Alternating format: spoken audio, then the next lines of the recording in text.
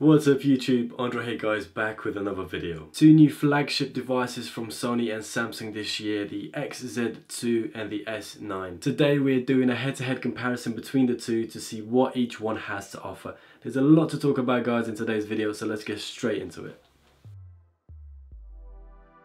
We're going to start with the design of these two handsets. Now the XZ2 has gone through a major design change. This represents Sony's new design language called Ambient Flow. Essentially, Sony has given us smaller bezels with a curved Gorilla Glass 5 back and an aluminium frame. And the fingerprint scanner is now on the back of the phone below the camera. However, the S9 design change is not as dramatic. Samsung have pretty much kept the same design as last year and literally just perfected some of its flaws. Just like with the Sony, you get Gorilla Glass 5 on the back and the front of the phone with an aluminium frame. This year though, Samsung have moved the fingerprint scanner below the camera so it's easier to reach and made the phone slightly shorter, a little bit wider and ever so slightly thicker guys. Now comparing the two designs side by side, the S9 has a bigger display coming in at 5.8 inch while the XZ2 has a 5.7 inch display. However, although the XZ2 has a smaller display, the actual dimensions of the phone are a little bit bigger, so the phone is taller, wider and thicker compared to the S9,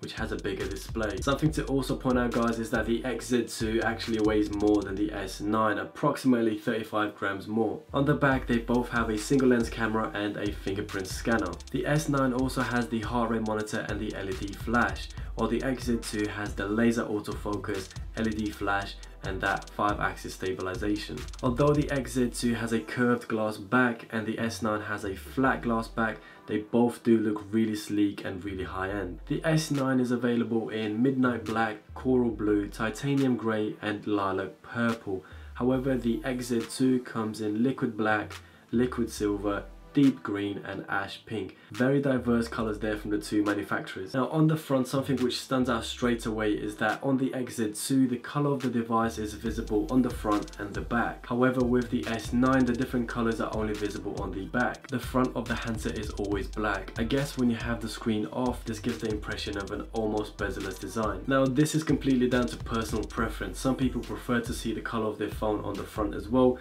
Personally, I really like the black front with the S9 because it just hides the camera and all the sensors that you would normally see with a lighter color on the front. Other than that guys, if you take a close look at the displays, you can see that on the S9 you have really rounded corners, whereas on the XZ2 you have very squarish, rectangular, pronounced corners. In terms of specs, both of these handsets have the latest Snapdragon 845 processor, which is expected to give you 30% more power and 30% faster graphics compared to last year with the Snapdragon 835. In terms of memory, both handsets come with 64GB of internal storage and 4GB of RAM. Now if for whatever reason you should need more memory, you can expand that with a micro SD card expandable up to 400GB, which is just insane. Now something to point out guys is that we are comparing the XZ2 against the S9 and not the S9 Plus. Now moving on and looking at the actual displays of these two devices, they seem to be very different. The S9 has a Super AMOLED display with a 1440 by 2960 resolution, whereas the XZ2 has an IPS LCD with a resolution of 1080 by 2160. Now to some people that may not mean much at all. In simple terms, the Super AMOLED display of the S9 provides really deep blacks, vibrant colors and better battery life because each individual pixel can actually be turned off when not used. Now both phones seem to be going for this bezel-less look. However, the S9 has an 83.6% screen to body ratio, whereas the XZ2 has a 76.1%. So Samsung seems to be a little bit closer to that whole bezel-less look. Now the camera is where things get really interesting for both of these devices. The S9 has a 12 megapixel back camera with a dual aperture of f1.5 and an f2.4. This means that during night shots it will switch to f1.5 to capture as much light as possible, and during really bright shots it will use f2.4. It also has dual pixel focus. This means that it can pull focus much quicker and more precise. However, the XZ2 has a 19 megapixel back camera with an f2.0 aperture. Having more megapixels is great, however that higher aperture of f2.0 will make taking those night shots a little bit more difficult. In all honesty, it's a shame not to see a lower aperture from Sony, when the competition such as LG and Samsung are way below the f2.0 aperture. In terms of recording capabilities, both of these devices can record in 4K. However, the S9 can record up to 60 frames per second, whereas the XZ2 can only record up to 30 frames per second in 4K. Now at 1080p, the S9 can record up to 240 frames per second, whereas the XZ2 can only record up to 60 frames per second. Now before you go ahead and say, oh, what about that 960 frames per second?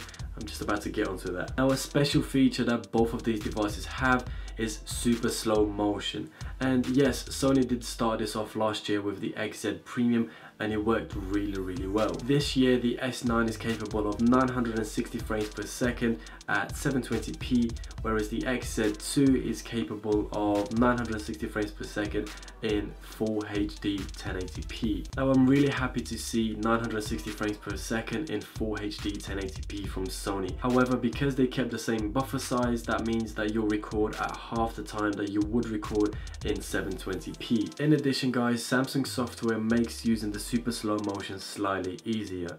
Generally, you would click the record button and then press the super slow motion button when you want to capture the 960 frames per second. With this, timing is key and very difficult to get right. However, Samsung now have an auto mode. You simply press record, and when the middle square is yellow and the text is movement, it will automatically start recording at 960 frames per second, which makes capturing super slow motion slightly easier. On the front, the S9 has an 8 megapixel f1.7 lens, and again that low f1.7 aperture means you can take better night selfies. However, the XZ2 has a 5 megapixel f2.2 camera, and again guys, that f2.2 aperture will make taking those night selfies a little bit more difficult. In the battery compartment, there's a very small difference. The S9 has a 3000 mAh battery, where the XZ2 has a slightly bigger battery coming in at 3180 mAh. Now other special features that these devices have given us are the S9 now has AI emojis, where you can create emojis and avatars by scanning your face. I've been using this for a few days now and they are actually quite fun. Both devices have stereo speakers. However, the XZ2 has a new feature called Dynamic Vibration System. This uses the phone's vibrations to create extra bass when playing a song, and also gives you enhanced notification feedback. However, I've been using the S9 for a few days now, and on paper it's meant to be 40% louder.